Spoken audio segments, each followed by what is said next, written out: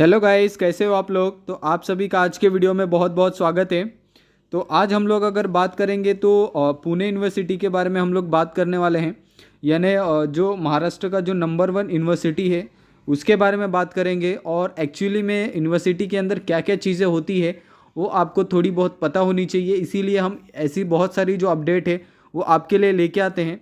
तो ये सारा जो न्यूज़ है वो बहुत जगह पब्लिश हुआ है, बहुत जगह ऐसे सब न्यूज़ घूम रहे हैं।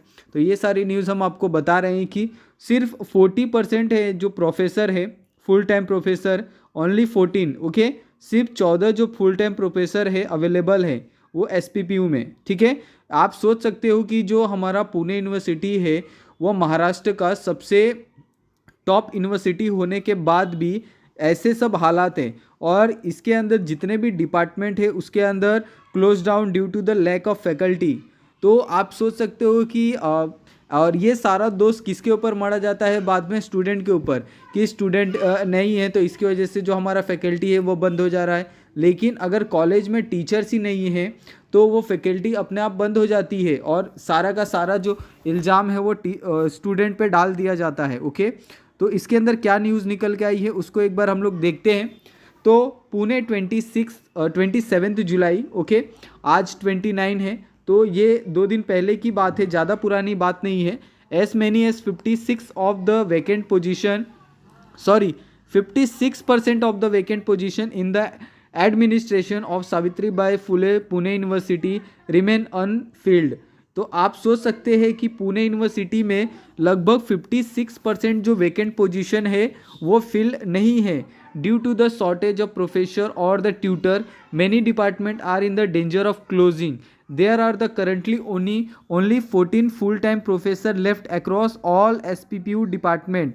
तो ऐसा क्यों हो रहा है ये आपको समझने की ज़रूरत है, क्योंकि SPPU में total 120 assistant professor and 35 associated professor है। ओके, उसके बाद भी जो फुल टाइम प्रोफेसर है वो इतने कम क्यों है, क्योंकि आपको पता है कि आजकल ऐसा हो गया है कि जो फुल टाइम प्रोफेसर होते हैं उनका जो डिमांड होता है वो ज़्यादा होता है, उनके लिए सैलरी अलग होती है। लेकिन जो असिस्टेंट प्रोफेसर होते हैं या एसोसिएटेड प्रोफेसर होते हैं वो क्या होता है कि वो लोग डायरेक्टली नेट सेट क्लियर करके आते हैं और ज्वाइन होते हैं, उसके बाद वो कम सैलरी पे काम करते हैं। तो ऐसे प्रोफेसर आपको आसानी से मिल जाते हैं। और कम सैलरी की वजह से जो कॉलेजेस भी होते हैं, जो यूनिवर्सिटी भी होती है, वो इतना ज़्यादा एजुकेशन पे ध्यान ना देके अपने पैसे के बारे में ध्यान देती है कि हम लोग कितना ज़्यादा सेव कर सकते हैं, अपने पॉकेट में हम लोग कितना ज़्यादा बचा सकते हैं। ओके, उसके बाद यहाँ पे एक और है कि there is a significance lack of the skill teaching staff. तो अगर आप, और ये बहुत ही कॉमन सी बात है कि आप सोच सकते हो कि इतने बड़े यूनिवर्सिटी में अगर सिर्फ 14 अगर ये है फुल टाइम अगर प्रोफेसर है तो वहाँ पे ऑफकोर्स जो स्किल है वो कम ही होगा। And the several department have the scale back their research initiative in 3 department, not a single professor has at been appointed while a couple of reputable department only और द 2 प्रोफेसर। तो आप यहाँ पे सोच सकते हो कि पूरे SPPU में सिर्फ एक या एक आधा या 2 ही जो प्रोफेसर है उनको अपॉइंट किया गया है रिसर्च के लिए, बाकी कोई भी अपॉइंट नहीं हुआ है।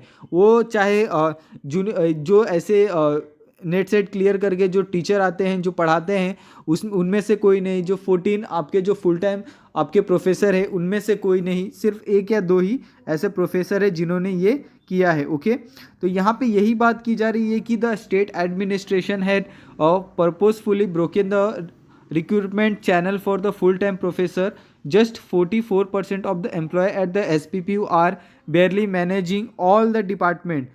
तो आप सोच सकते हो कि ये कितनी बेकार चीज़ हो गई है, क्योंकि अगर आप देखते हो कि अगर महाराष्ट्र की अगर कोई टॉप यूनिवर्सिटी उसके अंदर ऐसे हालात है तो आप बाकी यूनिवर्सिटी के बारे में सोच सकते हो कि वहाँ पे कैसे हालात होंगे।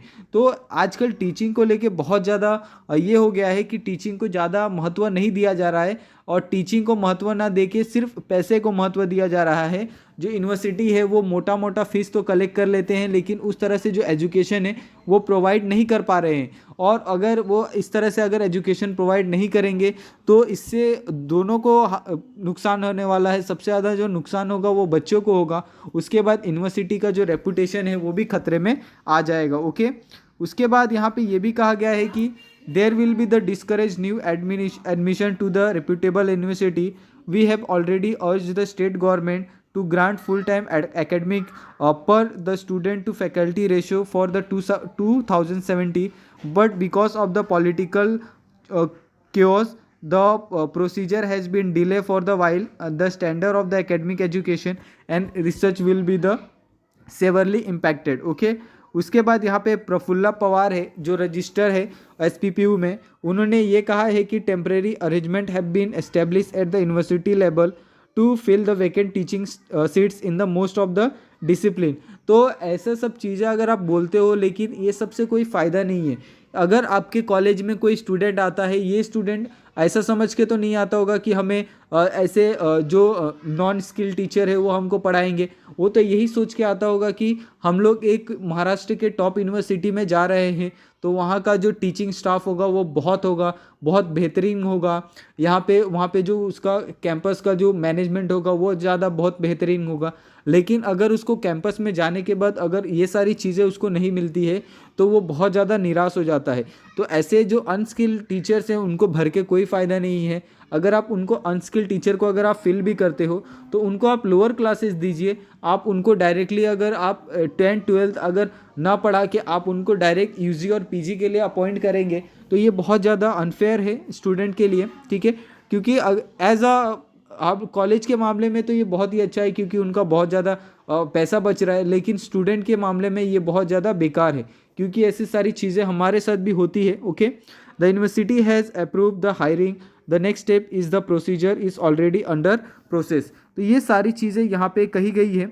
तो मेरे हिसाब से ये बहुत ही बेकार चीज़ है कि कोई इतना बड़ा यूनिवर्सिटी, कोई इतना बड़ा नाम लेके भी अगर सिर्फ 14 फुल टाइम प्रोफेसर है अवेलेबल, और सिर्फ आप सोच सकते हैं कि कंडीशन क्या होती है बच्चों की ऐसे प्रोफेसर में, ऐसे कैंपस में।